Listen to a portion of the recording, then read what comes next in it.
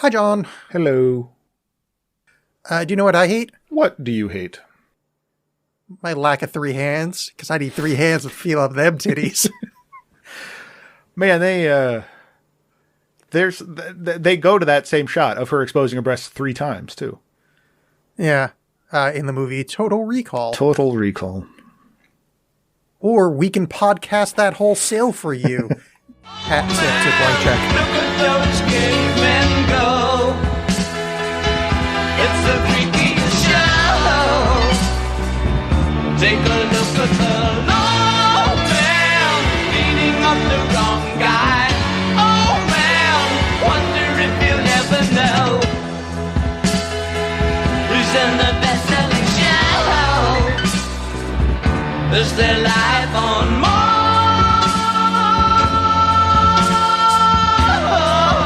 Now, audience at home, I want to tell you something. Alex did research. And I read We Can Remember That For You wholesale in preparation for this book, which is what the movie Total Recall was based on. And how is it? It is, if you took all of the Mars stuff out of this movie, it's the exact same thing as the short story. Like, it's just, he goes to Total Recall, that stuff immediately becomes part of its life, and the question is whether or not that was what actually happened, and there was a memory block, and that's why he requested that specific fantasy, or the fantasy fucked up, and now he thinks it's real. And at the end of it, he goes back, and the exact same thing happens, and it closes on that. Yeah, Dan O'Bannon, who this thing had gone through like so many different iterations of scripts, and Dan O'Bannon, who wrote some of them, who is behind Alien. Well, wait, before you finish your point, sorry, real quick. Do you know that this movie is somewhat responsible for Alien being made? No. So he was writing this movie, and they realized that the special effects weren't there yet. So because he couldn't get the movie made, he went off with whoever else and wrote Alien. So if the special effects were slightly better, Alien may not have been written. This also is responsible for Minority Report. Yeah, Dan O'Bannon talking about the short stories, like it ends very abruptly. And like, I need, the movie can't be that. So it had to do something else. And it went through some like wild different shifts. One of them being Cronenberg was attached to it for a while. And he wanted to have William Hurt play the main guy. And then like Richard Dreyfuss was at one point attached. And his was a lot more like, he was the one that introduced the mutants. Like they took that from his script. And it was a lot less action movie and more like a memory piece, you know, like that he kind of went on to do in Spider. Quado is so fucking Cronenberg, it's ridiculous. Oh yeah. Yeah. I mean, Benny's arm seems very Cronenbergy as well, but like, yeah, it just wasn't working out. And there's some neat concept art online of different stuff, but that he did, but that didn't happen. And then it ended up after a bunch of different rewrites. I forget the name of the gentleman that they brought in, Gary Goldman, who wrote some of, or was a writer on Big Trouble in Little China. And that's, I think, where this becomes so much more of an action piece. Yeah. And then with Paul Verhoeven helming it, it's deliciously satirical. I wonder if anyone else noticed that. I don't know that I agree it's satirical. This feels like for a Verhoeven movie,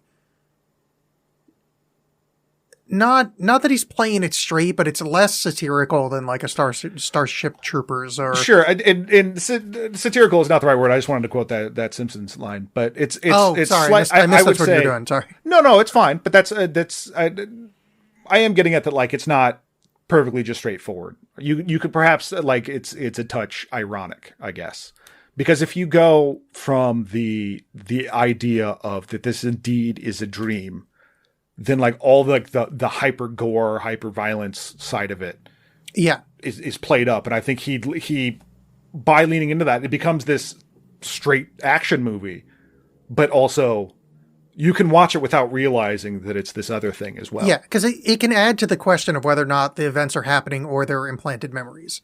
Mm-hmm. Because, and especially like some of the kind of wonky writing that's the wonky writing of the writers and his brain. I mean, the writers in story, the guys at Recall, and his brain kind of breaking down, and that's why everything goes fucking weird. It goes to a very strange place in the third act. Yeah, or even just like shitty action movie one-liners. You know what I mean? Like, you're going to write those in. I didn't know about the Dreyfus thing before watching this movie this time or knowing about the sequel. They should remake this again, but do it the Dreyfus way. Not with Richard Dreyfuss, but with like a smaller person. Because I think it'd be a really interesting story. Because this one, Arnold Schwarzenegger, it's very believable that he's actually a spy and that his brains were implanted. Because here's the thing. He's a hunk. Mm-hmm. He's married to Sharon Stone. Mm-hmm. And somehow he's depressed. Mm-hmm. Now, I'm not saying that's how depression works, but in movies, that's how depression works. You're not supposed to like, he's got a nice apartment. He's got a full screen TV. Things are doing great for him. So him being like, oh, ho hum, my life's so boring. I need a total recall. No, obviously you're a fucking spy in disguise. Look at you. Look at your fucking arms. You have to. But no, if this were like Dreyfus, just a normal looking human, right. I buy both sides of that. I buy he's a humdrum guy working a shitty job. I also buy that he's a spy because that's how spies are supposed to work. But Arnold is, no, obviously you're a spy. Look at you monster. You giant man. See, but I think that plays perfectly as well for that blurring of the lines too, where it's like, well, obviously you're a spy because you look like that, but is he? But yeah, and I think because David Cronenberg has said like he does not like the action movie take. They went with it somewhat for that reason as well, that it seems kind of obvious that it's much more just sort of straightforward. But I do give Verhoeven the credit of like, and I listened to the commentary. People have talked for a long time like, oh my god, that commentary is hilarious, because it's just Arnold Schwarzenegger just talking about things on screen, which I guess he does in commentary. Yeah. And in a podcast where we just explain the movie, that doesn't seem like that dumb of a thing, but maybe that should tell me something. But I refuse to learn anything. But like Paul Verhoeven goes on and on about how he tried to do stuff so it could go either way. He's very obsessed with the dual realities that are going on. The Verhoeven commentary track that I've heard of is apparently in Showgirls. Now, I've not heard this, the actual commentary, but apparently the Showgirls commentary track is him just pointing out which extras he fucked. When they show up in the back, he's like, oh, her. Yeah. Now, I heard that somewhere else. I may have heard that on another podcast talking about this movie. So, credit to them if I'm stealing that. And if that's not true, then credit to them for making up something funny. But, that sounds very true to me. But I'm not going to watch the Showgirls. Fucking, it's not going to happen. But I also like, particularly in the era of movie making that we're in now, I like that they don't, it doesn't come down one way or the other. Yeah. Like if you want to make the argument that he's still in recall, like you can. If it's not, it's fine. It's an action movie. It works. I don't think it's as I'm going to say cerebral maybe as Minority Report, if that's even the right word that I'm looking for. But like, you can just enjoy this as a dumb action movie and walk away from it. And 100%. Whereas Minority Report like demands that you kind of pay like, this is what we're talking about with pre-crime. This is what we're getting at. Whereas this one's just like, whoa, isn't that kind of crazy? Now Arnold Schwarzenegger's going to shoot a guy. No, when I watched this when I was a kid, which says a lot about me, I don't even know if I even understood you're supposed to question the reality of it. It was fucking Arnold Schwarzenegger kicking ass, and it's like, yeah, he's kicking ass. This is great. Yeah, and the bad guys tried to fool him, and he got him. I'm 11, and this is fucking terrific. Also, my parents really didn't help me when I was a child and let me watch these movies when I was 11. I saw... Yeah, that was supposed to be the talk, and your dad just put on Total Recall instead. I saw fucking They Live in the theater. Oh, wow. With my dad. Now, They Live is a hyper-violent movie featuring tits. They came out in, 87-ish? So I was 6 or 7 years old and my dad took me to They Live. Yeah. The fuck is wrong with my family? Anyway, let's talk about the movie. So we get introduced to him and Sharon Stone, and they're in like a really good loving relationship.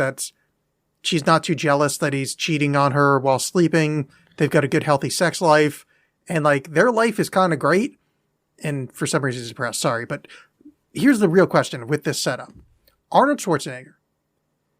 Do you think he's good at sex? Or is he one of those kind of floor pumps? Oh, was it good for you? It's a good question. I suppose it depends what you're looking for in a sexual partner. But more than 4 pumps. Right. But I think He famously performs cunnilingus because there was that like article in Premiere a long time ago that's where he got right. busted and he's like, eating is not cheating. And so he's attentive to her needs. Okay, no. This goes. See, I was thinking he was going to be one of those kind of pre-20th century. Not that the 20th century did much better, but just it's only the man's the only one that's supposed to feel anything. Just four pumps. Kind of thing. But yeah, I forgot that he does. No, that's Tom Hanks. No, I think Tom Hanks likes to be pegged. Oh, okay. That thing you do. No, Tom Hanks feels like he's got some sex to him.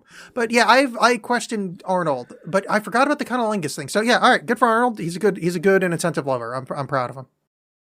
The things I like about this movie, for being the most unsubtle movie ever, is there's some really good subtle shit. So when he's at work, and his work essentially is just making his arms look fabulous, using a what do you call those things? Jackhammer? Jackhammer. Yep. Jackhammer, barely even know him.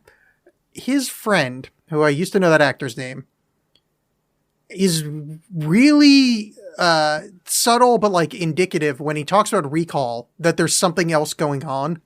Mm-hmm. So even if the movie is a product of his brain being tampered with, it's being tampered with since before we know about recall. Right. Or before he goes in, because he when he talks to his friend, what is it, Arnold? Did I just say that? Leo? Oh, whatever. Who cares? It's yeah. Oh, no. Arnold is Arnold Schwarzenegger. Yeah, that's... Fucking his friend looks like... Look at that guy, that actor, and think of the name Arnold. He looks like more of an Arnold. So anyway, his like little wink at like, oh, recall, you can't go there. That like, no, we don't want to do that.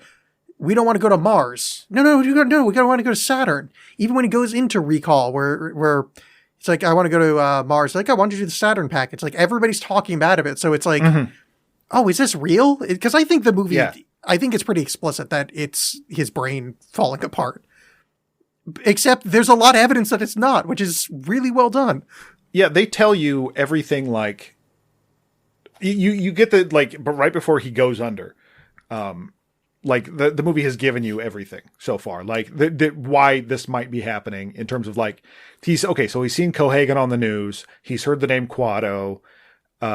He's this leader of the guerrillas, or as Paul Verhoeven says in the commentary, the guerrillas. Really? That's awesome. Yeah. Yeah. Like Leo has implanted the thing in his brain about how like, oh, you could get lobotomized if you do this. And then like, yeah, you see like as a split second, like before he, not like a split second, but before he goes under, you see the love interest that he like builds her out of this thing that he's been dreaming about. So it's either like, is this part of an obsession thing that he's having, and that's just happens to feed into it or whatever. Again, all the parts of the story that he chooses from like almost a choose your own adventure book end up happening, not in the way that you think, but are in the story. But what's interesting though, is that shit is seeded before he gets to recall. So like, if we are watching a story through altered memory, it starts before there, which I just think is interesting. So I want to tell you a small little anecdote about that lady in this movie, Maria Conchita Alonso. I know. Because watching this movie, I realized that I have conflated the opening to Running Man in this movie in my head, which I believe that is Maria Conchita Alonso. That indeed. So when he meets her on Mars, I'm like, wait, when did they run through the airport? And he puts on, I'm like, oh, that's a different movie. Like, I mean, I'm fucking 41 watching. I've seen this movie a bunch of times, and those two movies have 100% the first acts melded, and I'm like, oh, it's because it's the same thing. It just, instead of going into Mars, he goes into a game show. Like, it's the same setup. And it was shocking for me to find out that wasn't her. Which I will say, on the topic of actresses, I really like Sharon Stone in this for her small part. Oh, she's great. I think she's like her ability to just go like menacing to sweet and like back is great. And I guess that's what made Paul Verhoeven be like, oh, Basic Instinct. Let's call Sharon Stone, because good physicality too. Like during the fight stuff. Yeah, she really buys. You know what you was surprised by this is, so when I think about Arnold and his fight style, I think of clobbering blows, just punching, but he does a lot of kicking and up like knee lifts and shit in this movie, which I don't remember it that way. And it's like, man, this guy actually seems obviously he's always athletic in a weightliftery way, but this is the first time watching him like, oh, he's like athletic. Like Yeah. He probably can jump high. You know, like, I know that's like a small difference, but it was weird to see him like mobile and kind of fluid in his motion. Basically, I wanted to fuck him a little bit. Sure. He's a handsome fellow. Just like 4 strokes though. Right. But it is interesting that he like, you know, if this is all a dream or not, that how easily he becomes a secret agent. Like, oh yeah, I just killed some people. It's fine. You know what I mean? Whereas if you know, in the dream thing, if this is like, you know, part of it, it's, you know, maybe necessarily not, you know, would be implied that, like, you would just have this ability to do this stuff if it's not real. But like in the real world, it's all of a sudden he can, you know, where does all this come from? But we don't know much about Hauser other than that he's a conniving shithead. I do like in one of the original drafts that he was Quaid ends up being this like synthetic being that is essentially the last remnants of the ancient Martian culture. Like he's basically Martians shoved into this being, and the reason they want to like erase his brain is because they can't kill him because he can always sense when danger is about to happen. So by erasing his brain or whatever, so the like one of the original drafts, it ends with him basically like figuring it out and becoming god of Mars. That's actually kind of cool. Yeah, it's very cool. But they just went, no, we want a more sort of externalized ending than that. We want like a physical, like a change we can see, not just somebody going like, oh, it turns out I'm God. The end. Well, I mean, the thing with him becoming a spy easily, that's what we were talking about the Dreyfus thing before, is he's 6 foot plus, made of muscle. Yeah. Even if you're hesitant, it's like, I think it'd be hard for him to be bad in a fight. Because he's just a fucking monster. Like, I could be a well-trained MMA guy, and he would just fucking destroy me because he's like a monster, you know? So, yeah. I haven't watched it, but essentially, yeah, like it sounds like a Nobody, that Bob Odenkirk movie. Where it's like he's some schmo, and then it turns out he's actually a kick-ass CIA guy or something. It is very Nobody, yeah. You didn't see Nobody? I still haven't watched it yet. No. Oh, that's surprising to me. Not out of any sort of like, I just haven't gotten around. No, I mean, I hear you loud and clear. You fucking hate Bob Odenkirk with all your passion and soul. Got it. Yeah. Yeah. Hi, my name's Alex. I read the short story, and I'm going to tell you a scene in the short story that somewhat gets Paul Verhoeven off the hook. So, in the book, it's what's the character's name in this movie? Quaid. Do you know his other name? That was what I was trying to figure out. Hauser. No. I mean, Quaid. What's his full name? Arnold Schwarzenegger. No, like Randy Quaid. Like Quaid. Douglas Quaid, I think. Douglas Quaid. He's Douglas Quayle. In the short story, which seems like such an arbitrary. So Douglas Quayle, who's going after Patty Mayonnaise, deep cut, goes to recall, and in the movie, the receptionist is painting her nails digitally, which anybody watching this now, you have to realize that was like groundbreaking technology at the time. It's pretty cool. I mean, we're going to talk about the special effects of this movie because it's like the main reason to watch it. But she's changing her nail colors, and you know, that's the thing. In the book, she is completely naked from the waist up, and every time he re-enters the office, she has painted her tits a different color. Yeah, that sounds like Philip K. Dick. Which is crazy because you think all the fucking objectifying sex shit would come from Verhoeven. No, some of that was, no, to be fair, Phil K. Dick is actually pretty sexless. Like yeah, but I mean, like that seems a little bit more like groovy psychedelic kind of stuff. Like that would happen on an episode of Laugh-In or you're right. Austin Powers. I didn't take it that way because like it's not written sleazy. It's written like this is just a fucked up weird psychedelic future. But I wanted to point it out. So goes to recall, and this is like our kind of how we get introduced to the whole story, that the agency is coming after him, and that starts the chase. And the chase is started by him getting in a Johnny Cab, which looks like an Elon Musk Cybertruck. And Johnny Cab is Robert fucking Picardo. Robert Picardo, yeah. And I love that guy. One, I'm like, his voice sounds familiar. The puppet head turns around. I'm like, oh, it's Robert Picardo. Yeah. Oh, yeah. Which is amazing. They spent tens of thousands of dollars to make that puppet look like Robert Picardo for no fucking reason. That puppet could look like Gabbo and have Robert Picardo voice. Well, I think it's more that Robert Picardo looks like that kind of weird. Yeah, I guess so, archetype, but still, you know? it was just, they wasted a shitload of money to have that work out. Yeah, I love all the practical effects in this. Rob Boutin, who did a bunch of stuff for The Thing. Oh, I love his country. And, yes, but it's some great physical stuff. Yeah. Like even the, and I think Arnold Schwarzenegger, even though like when you can tell it's it's a fake prop or whatever, like I think his head is good for puppet makers. Like just his very angular kind of face just seems like it translates well into being a phony face. What's interesting is you compare Terminator, which came out in, I don't know, 84-ish. Mm-hmm. And this movie, which came out in 90. So there's a practical effect of Arnold's, a fake Arnold head that happened in that movie. So you can see the eye shining through. Remember that scene? Mm-hmm. And then the practical head in this movie, 6 years later, looks 1,000 times better. Yeah. I mean, we'll just cut to it since we're talking about it. But he in his chase, there's a tracker stuck in his head, which in the short story, there's a telepathic circuit in his head, so the people chasing him can read his thoughts.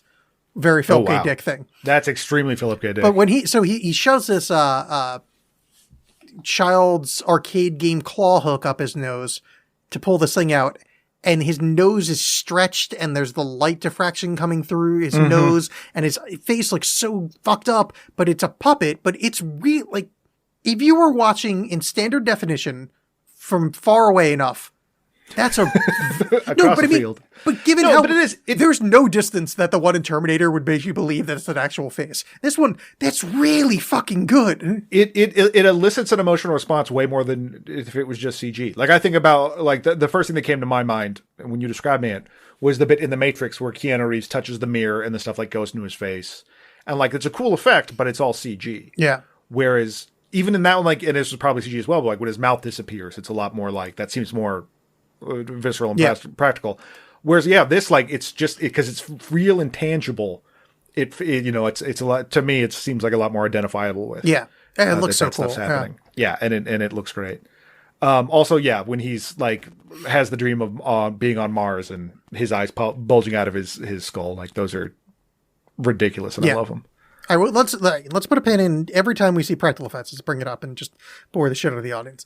And that sounds sarcastic, but really, I want to make sure that we give, because they're so fucking good. All right. They're great. So, the guy from work, Bob Hoskins from the Super Mario Brother movie, attacks. He kills them all. And he goes home, and his wife is playing Wii tennis.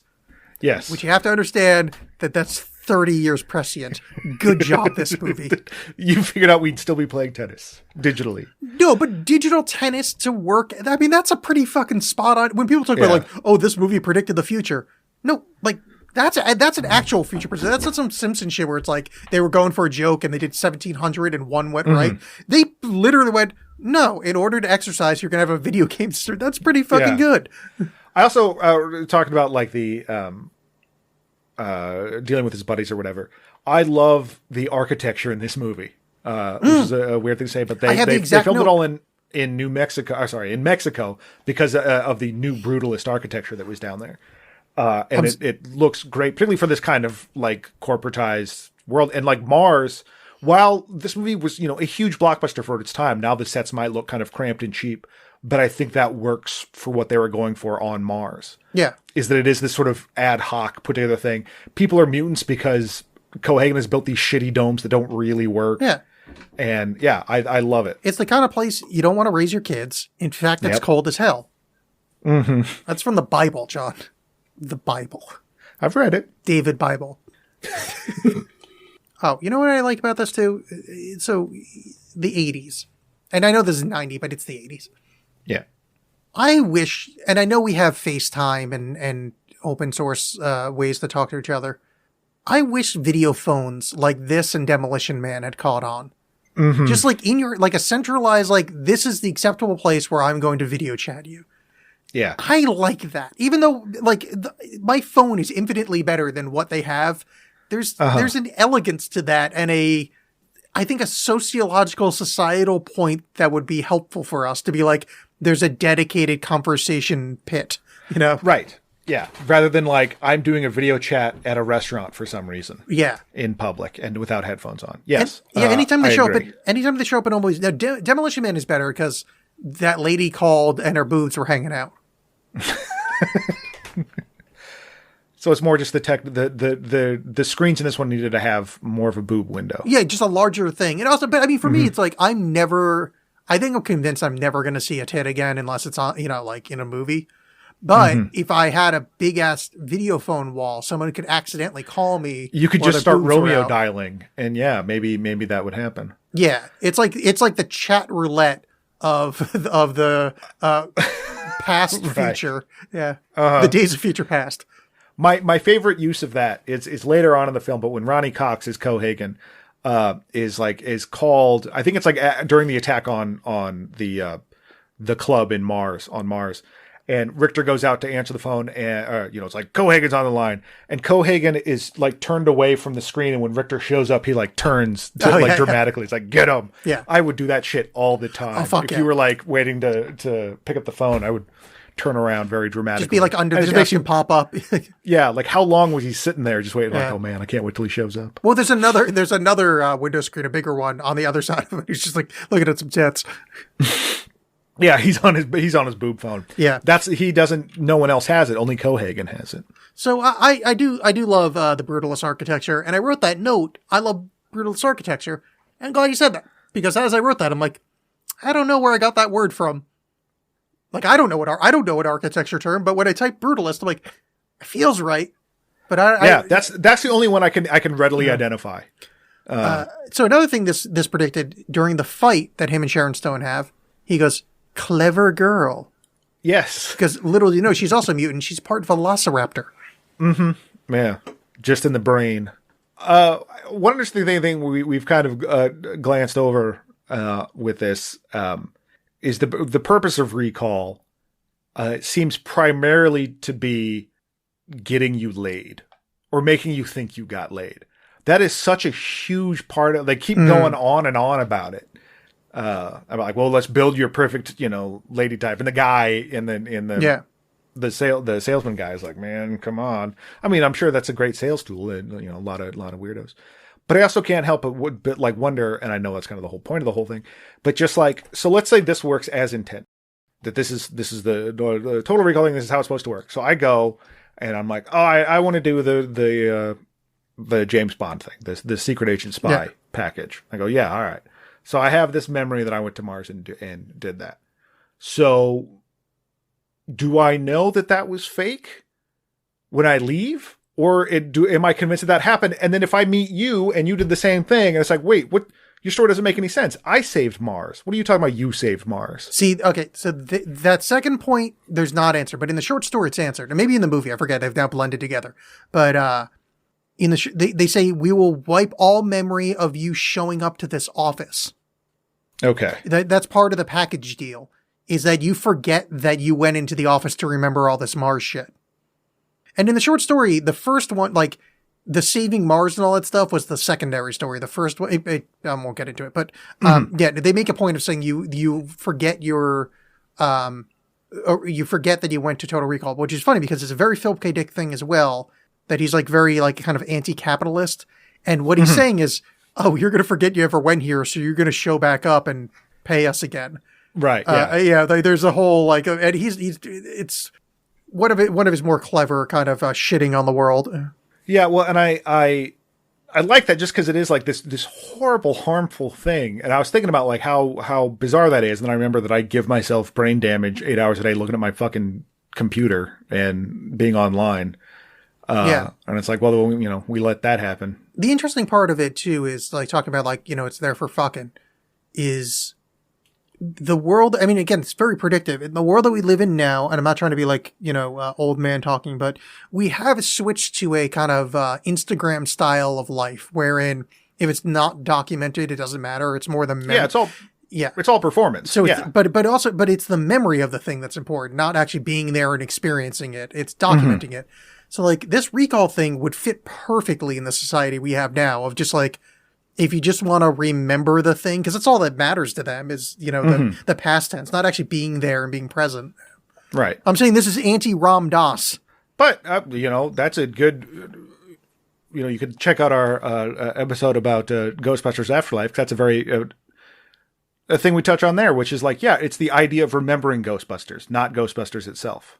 Yeah. It's that remember rather than, man, Ghostbusters was great. But at least in the original Ghostbusters, Ray got blown by a ghost. That's true. And he remembers it. And that's the key thing. Does he? Because it's never brought up again. I want implanted by recall? ectoplasm and cumsies. There's a 1-to-1. Nope, absolutely not.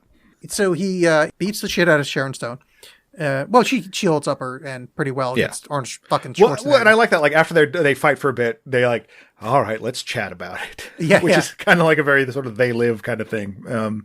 During the day, one of the most brutal sequences in this film, he's running away and he's like running up an escalator, and some poor guy that's on an escalator just becomes his human shield and just gets lit the fuck up. Well, he gets shot once, and Arnold Schwarzenegger uses him as a human shield. Yeah. Like he's actually shot, and Schwarzenegger's like, well, why not? In the commentary, he's like, what else are you going to do in that situation? I mean, he's not wrong. But yeah, that guy gets, and I think the MPAA was very down on that, but they light that dude up. This is a brutal movie. Yeah, it really is. He gets in a Johnny cab. The point is, he doesn't pay for the Johnny cab, so for some reason that causes the Johnny cab to self-destruct. So the thing's already busted, and because he throws it in the back, and then when he stops, he gets out of the car, it goes, oh, well, I guess I'm broken now, and just drives into a thing and blows up. And like, for the story, it gives them a reason. The bad guys are going to be like, oh my God, there's this huge heat signature over here. Let's go investigate. But it doesn't really make any sense why it happens. Yeah. Because also, like, and they joke about it in the commentary too, like, what was in that car that makes it just explode like that? Because it is a fireball. Gasoline? Yeah, I mean, they are in a pressurized, oxygen-rich environment because they have to pump in oxygen. No, this is still on Earth. Well, Earth is a pressurized, oxygen-rich environment. Checkmate. You got me. Yeah. But yeah, so he, and then this is the scene we're talking about where he's pulling the thing out of his head. And this is another thing that I think Philip K. Dick does, or at least it's certainly in Minority Report as well, where it's that like, look, like, here's a way out, but it's from a source that you can't really trust, and it involves harm to you. Like in the case of Minority Report, it was the doctor that was going to give him the new eyes. And he's like, guess what? You screwed me over in the past. Now I'm going to do your eyes. Oh, yeah. And this one, it's like, hey, it's me. You don't know what's going on. Shove this thing in your brain. Trust me. Yeah. And I like that leap that you have to take. Or the what's great about that too? Schwarzenegger is limited in his acting, and as Quaid, he's pretty just actiony, but he's kind of electric as Brubaker or whatever. As Hauser, yeah, as Hauser. He's like, hey, buddy, I guess you're a little confused right now. He's like really laid back and kind of cool. He actually reminds me of that weird bodybuilder in Brazil video we referenced earlier, which probably isn't in any edit ever. But like, where he's just kind of like high on a beach. He's like, hey, whatever, man. I guess I'm dead now. That's what happens. But I do like him also, like, right before he gets into the recall chair, that moment where he's like smiling serenely. Yeah. I don't know. For some reason that really tickled me. Like, I was like, I totally bought it. Arnold Schwarzenegger's very excited about this. Let's talk about the most important part of this movie. It's amazing I've held off this long. I mean, fuck it. You've got your mouth open. John, can you predict what I'm about to say? No. Oh. Gol fucking Dukat is in this movie. Yes. Yeah. So Mark Alamo, I don't know if that's how you say his last name. Oh my God. And it just, the second I see him, I'm like, oh, it's my boy. Like, the best villain that's ever been on an episodic TV show. Like, or serialized TV show. He's also a great villain in Arena, a terrible, like, I think maybe Roger Corman space. Beat him up. It's very dumb, but he's great. I've either seen Arena or seen like a red letter media about Arena. But real quick, because now we're on Mars, but what I like is how we get to Mars. And apparently, this was done because they had to cut. There was going to be a scene of him getting on a spaceship, and they had to cut it for budgetary reasons. Yeah. But after he gets the chip pulled out of his brain, the tracker, he puts it into a chocolate bar and throws it, and some rats go after it and start dragging it around. So the bad guys are chasing that. And he has smashed the video screen that had Hauser on it telling him what to do and how to take off the bug. And when the bad guys find out they've been had, the video thing is playing in a loop of him just going, "Get your ass to Mars, get your ass to Mars." Yeah. And Richter, played by Michael Ironside, is so pissed he shoots the rat. That is the juiciest rat that has ever existed. It's a juicy fucking rat. Yeah. Someone just dumps a can of Smuckers on the screen. But I just like that that's the transition to get to Mars, is like, then that red becomes the red skies of Mars. And it's just told you, go to Mars, go to Mars, go to Mars, and then you're on Mars. So we're dispensed with the entire travel thing of getting to Mars, and I thought that was a cool little bit of shorthand. And also this like all-knowing organization that's chasing him, literally headed by the leader of Mars, can't figure out if he's on a fucking spaceship to Mars. Yeah, which is so interesting. I mean, again, for the whether or not it's real or not, and how they play with that later, how you figure out how like Cohagen specifically says like, I've had this in works forever, and then Richter fucked it up. Yeah. And throughout it, he's got like, so you don't even know if for the level of it not being a dream, for it being real, that it was this constructed reality that even the guy that constructed it couldn't control because Richter fucked it up. Yeah. And what was actually in place. So maybe that's why you were seeing Melina before in the when he was selecting his female partner. Was it Cohagen set that up or not? I don't know. But again, I like this movie like nods some stuff at you, but doesn't specifically tell you. I mean, that's a good point. So let me bring up something incredibly stupid. Michael Ironside runs really weird. Like kind of Steven Seagal style. Like he does like weird like jazz hands with his hands when he runs. If anybody out there has not watched this movie and decided to afterwards, just pay attention to Michael Ironside's running. It's weird. And John and I are of the church of Michael Ironside. We love the man. Yeah. He was initially, I guess, supposed to be RoboCop. Was in talks to possibly RoboCop, but like had too many like script objections or something like that, like too many creative disagreements. Well, that was a bad move because he would have been a good RoboCop. Yeah, I don't know. I don't know that if he would have the. I guess maybe because I prefer my Michael Ironside bad rather than good. That because I think he can bring a humanity to it. I just like watching him be a bad guy. Yeah, I just think he could shoot a dick off. It's the only scene I've seen from RoboCop. I'd rather have him be a Clarence Boddicker. No offense to Kurtwood Smith, who's great, but like I just like Michael Ironside being a bad guy. Yeah, it's pretty great. But though RoboCop's great, doesn't need to change. Outshone by Ronnie Cox, who I forget Ronnie Cox is a person until any movie I watch from the 80s. I'm like, this is the best bad guy that's ever existed. He's so fucking. I mean, even when he's on The Next Generation, he's fucking great. Like, oh yeah, he's like the shitbag admiral, right? Yeah. Yeah. I love Ron Cox is just fantastic. Yeah, he's terrific. All right, so here's another thing to talk about. We're in a Alex talks about special effects section. He shows up to Mars in a large woman suit. Mm-hmm. There's a couple. One, that pillar that goes out of her ear. Yes. Physics doesn't. I mean, the space doesn't work. It's like did you ever see Farscape? Also written by Dan O'Bannon. No. There's a villain Scorpius that has that to keep him cool. He's got like cooling rods in his head that pop out like that. But like you see the intense pain involved. He's like, when it comes out, it's like really gross and horrible. And this is just, I don't know. We don't know how physics work, but it's an amazing model. It looks so fucking good. Yeah. It's crazy. And then follows up with, he's on a train talking to one of the guys that's friends with Al from Tool Time. It's the only other thing I know that actor from. I had that same thought. He was those three construction guys. They played in a band at one point. Yeah. So they're on a train, and anybody that's born after us, this is not going to seem impressive to you. But they're on a train, and then in like one shot cut outside the train, seeing him talk to that guy in the window of the miniature, because it's a miniature, and then back out from there. That is a mind-bendingly complicated shot for 1990. Yeah. That is so fucking good. I love the miniatures in this movie. Yeah. I mean, and Verhoeven and the Joost Vacano, if I'm saying that right, the cinematographer, like the way they just glide around them. And like, particularly when he's flashing back to flashing to whatever, the Martian core and the technology, how that moves through that is just so cool. And just, again, really gives it such a sense of scale and space. It really is a gorgeous, gorgeous movie. Like from every aspect, it's shocking. It's rare that you go back to an action movie of the 80s and like, oh, this looks good. Is the thing you're saying? Yeah. So yeah, he gets to Mars and he goes to the Hilton. I had a runner my notes about how Quaid might be a fucking idiot, and this is one of the major points.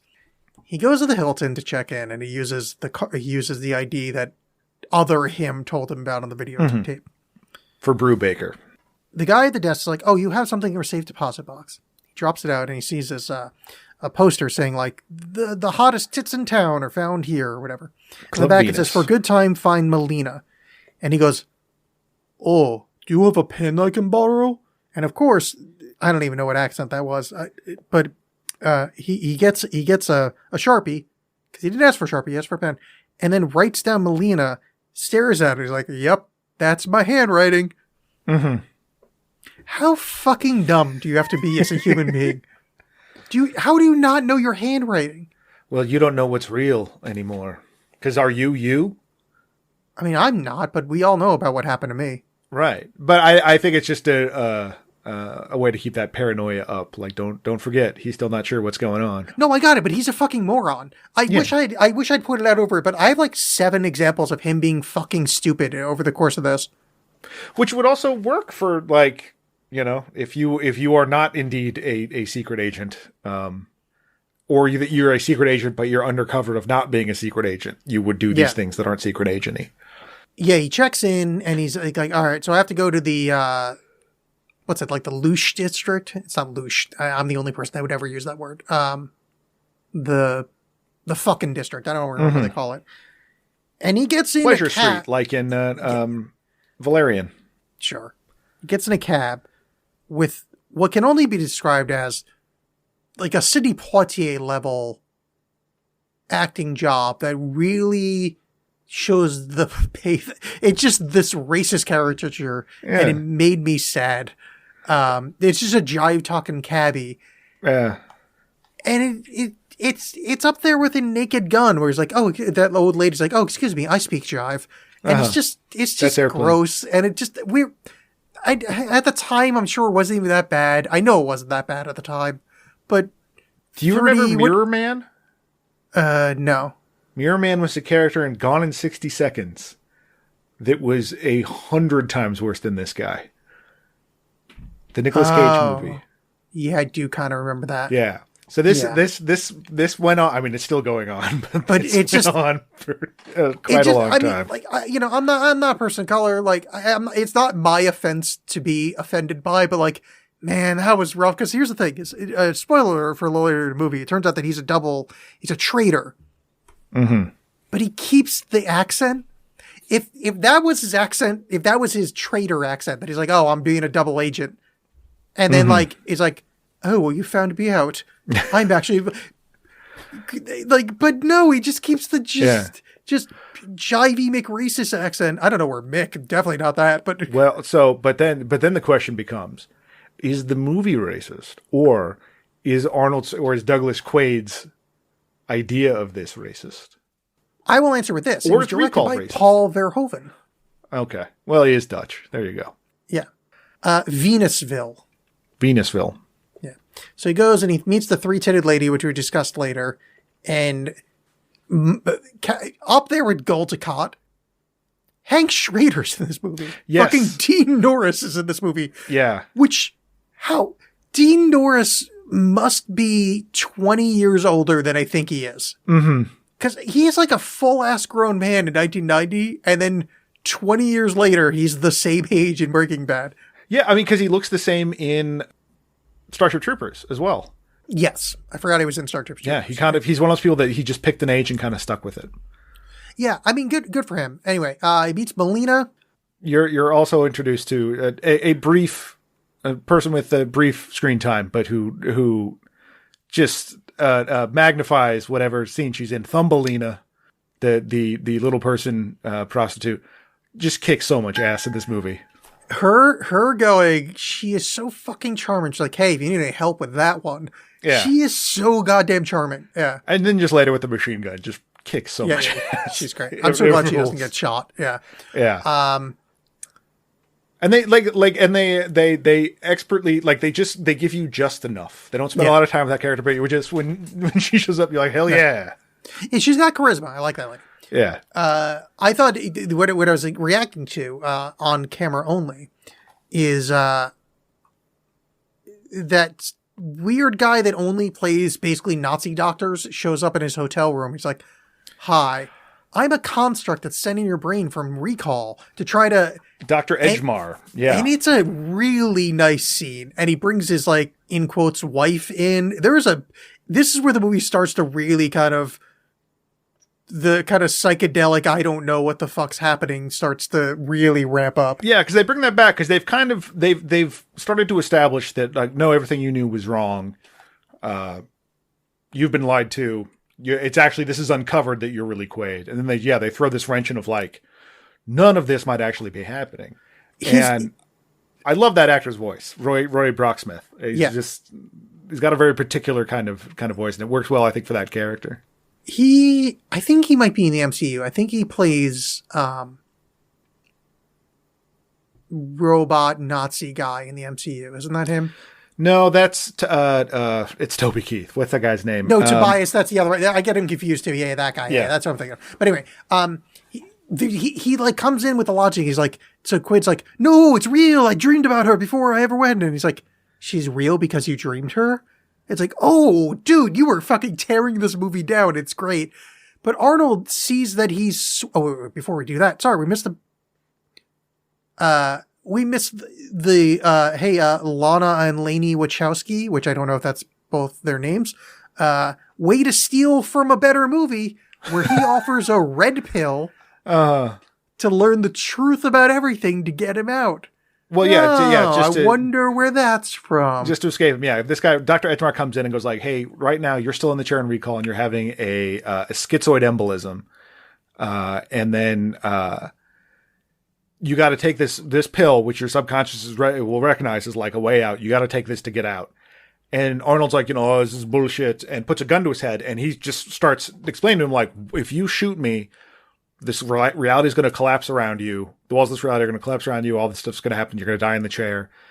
And isn't scared that the gun's on him. Is more just angry about it. Is more like, no, take the fucking pill, man. You're not doing well. That's why they sent me in. I'm the head of the company. And I'm just this construct in here to try to save you. And then, yeah, Arnold notices a bead of sweat on him. And is like, well, this is clearly fake. Pretends to take the pill and then shoots him in the head. And then immediately the walls collapse because the bad guys have found him. Well, no, yeah, correct. But the one quick thing happens before that. He murders his wife and says, "Consider that a divorce." Yes, that's also true. From your perspective, that is your loving wife of 8 years until a week ago, where you're slightly confused whether or not she's on your side. But you she did beat him up. 8 years. What's that? She did beat him up several 8 years times. of loving him. I've been watching the Johnny Depp trial. At no point did he murder her. He remembered. Yeah. I don't know. That was just a dumb topical reference. The point is, he's got 8 years of fucking good memories in his brain. Well, he just murders her and says a hilarious quip afterwards. But that's not till later. No, it's a little bit later because when the bad guys come in, they capture him, and then Melina shows up in an elevator and then shoots her. And that's another great moment of Sharon Stone, like, turning it off and on because she's just about ready to kill Melina and has a knife.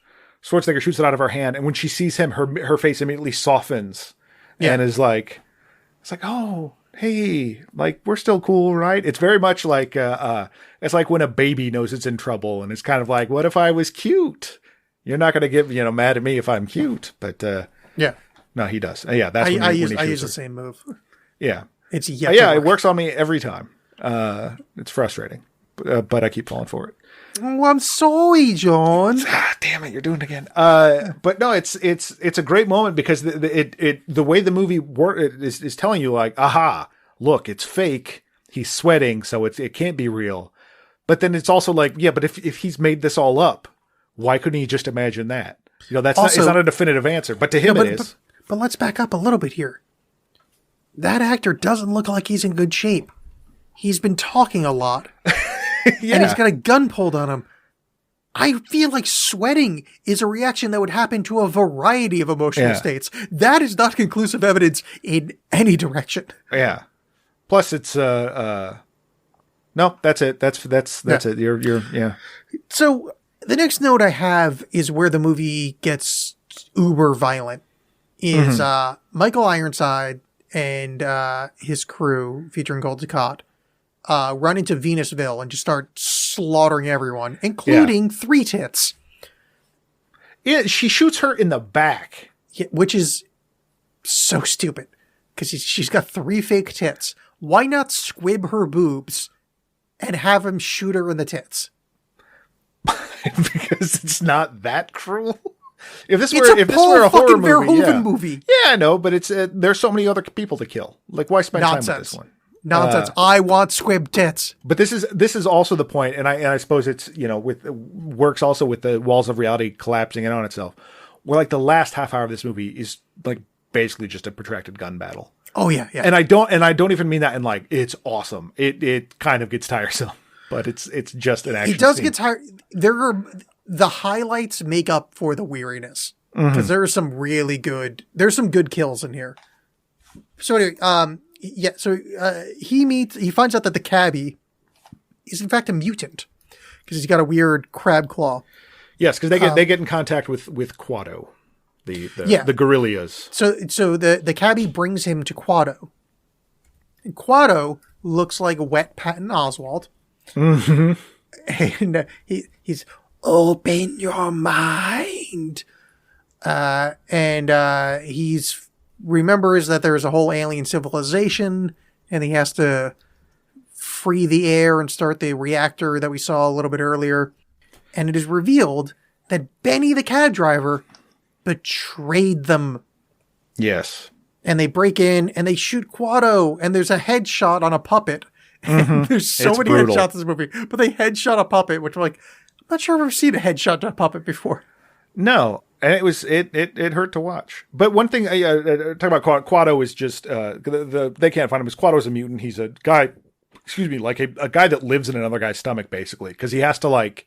It's not just he's not just like a vestigial twin because the other guy has to like go in this like trance and Quado comes out. And That's how it works takes for me. control. It's a little bit like the puppeteer in Scarface and Batman, but Yes. but the Cronenberg version. But so I was thinking about that in the context of like this sort of dual reality of what Quado is showing him exactly. Because if you're like, well, this is dream, then yeah, it's whatever. If it's more this paranoid reality, like what's he seeing? Like, is he seeing his memories as Hauser down there, or is Quado showing him some kind of like Jungian subconscious that we all share that showed him where that, you know what I mean? Like, I started thinking about like, what actually is he seeing? I think what we're meant to take away from that is that because Hauser knows about the air machine. And I think he's showing him just the parts of Hauser's memory without Hauser's personality coming out. So That's it's kind of what I Quaid's took it as. morality, but with Hauser's memory. Yeah. Cause that's sort of an interesting idea too, is like, cause has it been revealed yet that he's Hauser? I don't remember. I don't remember the order. No, it's after. Yeah. So yeah, you it's wouldn't want to almost spoil that yet. immediately afterwards. Yeah. Cause once they shoot him. Yeah, so they get caught, and Ronnie Cox is like, well, let me show you a little video to explain everything. And it's a video of him as Hauser talking. He's like, well, it turns out that blah, blah, blah, I double-crossed myself, and now I'm going to put my own memories back in. But let's just talk about consent here for a second. That is his body. Mm-hmm. Just from a kind of, you don't have rights to this. Right. I'm just saying that Hauser, although the villain, might be like a little right, like a skosh right. No, sure. Like that this is a fake, Quaid isn't entirely a fake personality, but I mean, what makes him any less real than the rest of us? Well, one's on videotape with Ronnie Cox. Yeah. Is he though? Because the technology, you can add Ronnie Cox into anything these days. But not in those these days, where the past future, Days of Future Past. In those these days, that wasn't even Yeah. There's no law that says a dog can't play basketball. But Dozy Dotes and Dozy Dotes, but bears eat their picnic or something. So, But I do love that shot of like that's on the video screen. It's Hauser and Cohagen like shaking hands and being like ha ha ha. Yeah. And in between the shot is that video screen in between Ronnie Cox and Quaid like staring at each other. yeah. And I like that. No, it is really nice. So what they try to lead to is he's going to put Quaid back in the chair to get Hauser back, and he brings Lady in with him. Sorry to just call her that, but I mean Melinda. Yeah, Melina. Melina. I think I've been calling her Melina the whole time. I think it's Melina. It's Okay, Melina. so Melina in the chair, and the most violent sequence in the movie erupts after having every sequence being the most violent, where he Arnolds his way out of the chair by ripping the arm off, which takes a piece of pipe with it, and then clubs the pipe through another dude's head straight through, like from stem to stern, completely skewered by it. Hits another dude and like half his face gets torn off. Like it is fucking violent. Yeah. And then Ronnie Cox finds out, and the worst bit of violence, Ronnie Cox kills his fish. Yes, it's He terrible. kicks his fish tank over. Unnecessary. I mean, my heart broke, man. My heart broke. But I wonder if you could make an argument about sort of the I mean, because it's been pretty violent up to this point, but it gets pretty absurd at that point. If you're going, he's in a chair and like, if he is indeed like this schizoid embolism thing is happening, so that's like the deterioration is just getting this more like wild and gory and animal. I think that's how it's supposed to. I mean, that's how it read to me, is like how it picks up being violent. Because this is where the chase sequence happens of him trying to get down to the reactor. Michael Ironsides and his goons are after him, and he uses the hologram that got set up earlier that we bring up, and blah blah blah. But the point is, he gets to this elevator and he gets in a fight with Michael Ironsides, and the result is Ironsides is half hanging off the elevator. He moves up, and his arms are fucking chopped off, and then his By the torso floor, yeah. falls to his death. It is a brutal fucking end for a delightful bad guy. Yeah, and like he really, I mean, he's a monster. Don't get me wrong. Like he's bad, but like he kind of got a raw deal in all this. His boss doesn't tell him what's going on. He sets up his girlfriend to, be the fake wife and have sex with Arnold Schwarzenegger, and then yells at him for not knowing what's going on, and then he gets killed. Yeah, like it's it's a bummer deal. It is a bummer deal, but But he I'm killed sure a bunch of people, so screw Yeah, him. yeah. I'm sure he's probably murdered children for Ronnie Cox earlier, a bunch of mutant kids. Also, one of the worst. I think this establishes the Arnold doing a line before he kills people. See you at the party, Richter. I mean, yeah, that's just a classic Arnold. I mean, saying one-liners. That's been around for as long as Arnold has. I don't think so, though. In 19. What? Have you seen Commando? He says that shit all the time. Oh, are there quips in Commando? Yeah, yeah. Oh, okay. I was trying to think of where that started from, and I can only think of like post this movie. No, there are other ones. I mean, yeah. But I was thinking about the Cohagen and Mars, and how like, because at this point, like he's one of the big like ticking clocks is that they've shut down the air to Venusville, so all these people are dying. And he's like, well, we'll just, we'll blame the gorillas for it. And I was thinking about Elon Musk, and I wonder if he saw this movie and went like, wait a minute, I could charge people for air? Let's do it. Let's go to Mars. We got to go to Mars, and I can make people buy my air and force them to look at my memes. Truth. Yeah. There's, I hope he gets thrown out of a window in Mars and his all of Mars eyes bulge runs out. on Dogecoin. Oh, God. So they get to the Martian technology, and he's trying to start the reactor, and Ronnie Cox shows up. And I don't remember how, but he gets sucked out into the vacuum of Mars. Yeah, well, because in activating the there's a I think he turns something on or something. Like, yeah, it starts this vacuum that's going to suck people away because the whole thing with the reactor is it's going to Oh no, you know what it is? Sorry. Bit of It's Ronnie Cox sets up a bomb on the thing that can start the reactor, Then Yes. Arnold throws the bomb at the wall explodes, and then they get sucked out. This was very important. I needed to qualify that. I'm glad I interrupted you. No, it's on fine. this already too long episode to equivocate the tiniest little bit of minutia. But anyway, the idea is that the reactor is going to melt some a bit of the beryllium core, or whatever it is, and that will oxygenate the planet. How that thing gets powered doesn't matter. It's alien tech, whatever. And then Arnold is able to survive being sucked out long enough to activate the reactor. And then both he and Melina and Cohagen are outside, and their eyes are bulging out, their faces are exploding because of the pressure. But And they do great it. effect. Yeah. Yeah. I love it. But they They get had away. to make 3 of those fucking puppet Yeah. heads. That's And- crazy. And just like all the different animations it took, like for the way the foreheads yeah. move and the eyes, like just different people operating it. It's so cool. But they managed to get air back just in time. Cohagen, not so lucky. He's dead. But oh my God, blue skies on Mars. Yeah, they did it.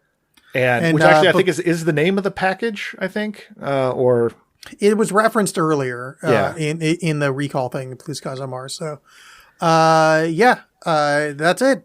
Total Recall. well, they kiss and he's like, how do I know this is not a dream? And she's like, well, kiss me before you wake up. And as they kiss, there's like the light behind him becomes all bright before it goes to credits. So that could either be like just the sun or him getting lobotomized. Whichever way you want to take it. But I like it. Yeah. And I think it's, I mean, like I said before, this doesn't confront you with those things as hard as like Minority Report does. It's certainly like key plot elements kind of hinge on the what is real, what isn't. But I do think it's very sort of very cool, for lack of any sort of vocabulary whatsoever, for Verhoeven to have shoved this super high concept thing into an action movie that like did really, really well.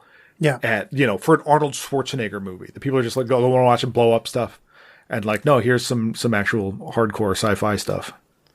Yeah, totally. Hard recommend for me. I got no real. Yeah. It's I really enjoy- enjoyable, like, even it's- if you don't want to think about it. Really enjoyable Yeah, movie. it's big dumb fun, and if you want to spend a little bit more time thinking about it, go for it. And I think Verhoeven lets you do either of those things. Yeah. Big dumb fun with some depth behind it. That if Yeah. you want to, but if you want to ignore the depth, you still get like a Yeah. violent, ridiculous action movie from the 80s. Yeah. Yeah, it doesn't expend its time, a lot of time holding your hand or like talking down to you. It just presents things as is, and if you want to have fun with that, Hey, speaking of that, is Michael Ironsides in the Expendables? Because he totally should be. No, but he should. I mean, he should be in most things. Yeah. But I don't. I've never seen The Expendables, so I don't know. You're really missing out on just a movie. Things It's exactly what you expending. think it is. Yeah. All right. So recommendations for me. I have whiffed on everything. I've been watching Picard, which went from tolerable to terrible. I went from Moon Knight, which went from really good to, yeah, that's pretty much what I thought was going to happen. The only thing I'm really liking right now is I'm rewatching The Leftovers because I realized I never finished that show, and it's really fucking good.